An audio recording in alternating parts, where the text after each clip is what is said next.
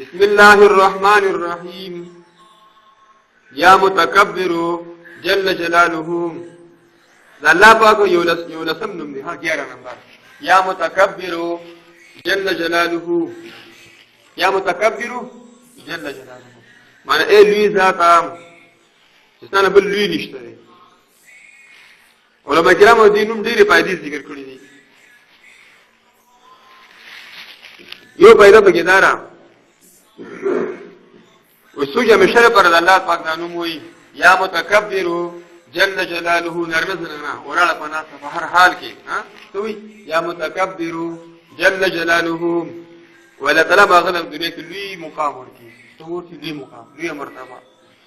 الله تعالی وړي لوی مرتبه دنیا کې ورکی هر څه وته پسېږي دین کې مو دنیا دونو کې ها مرتبه مقام درجه خبره پوي دا هو هغه مقام ملو شي هر وخت ولاړ پناستا یا متکبر لستل. دیم نمبر پیدا پکې دارا چې به حیا سره به حیا زنانه ده چې دې په نسیتونو باندې اورل کیږي نو کنه او کیږي نو چې باغی باندې څوک لستری وي یا متکبر جل جلاله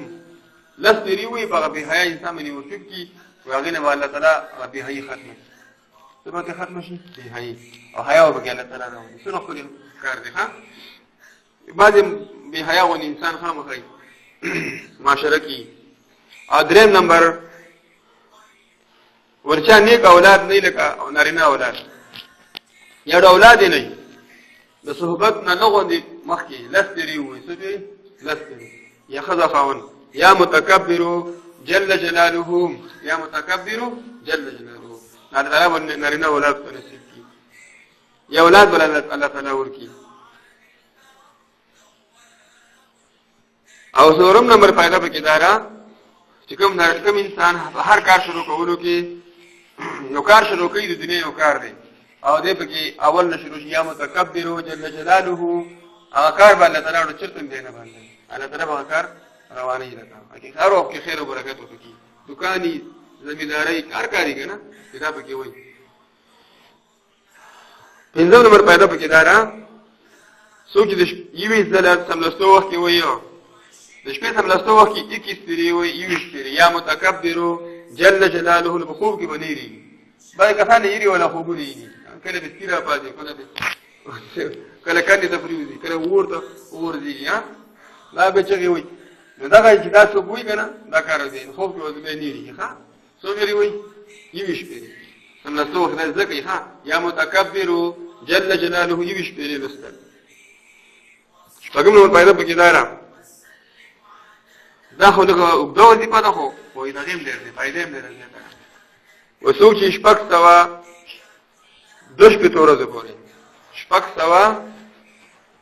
دوش په تورزه پورې شپږ سوا دوش په تزلی وای دورزه څه چری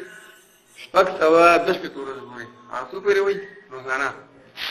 نو الله تعالی ولولي روب او دبدبا ورکی او یو سیاست لکه یو وحدي خوان بشي چې څو خلک وته فسخي یولي وحدي خوان بشي ها او وظیفه څومره ده شپږ سوا دوش په پیری لستل تر 200 څومره دوش په تو ووم نمبر پیدا پکې دارا وسګ دشمن نه یریږي دشمن ته ضروري مدار همیشه لپاره وي دشمن په نظر ورکیږي ان شاء الله ها نو دې نوم کې ډېری فائدې دي. موږ تاسو په کار چې هر وخت نارینه زنانه د الله نوم وایو یا متکبر جل جلاله یا متکبر جل جلاله.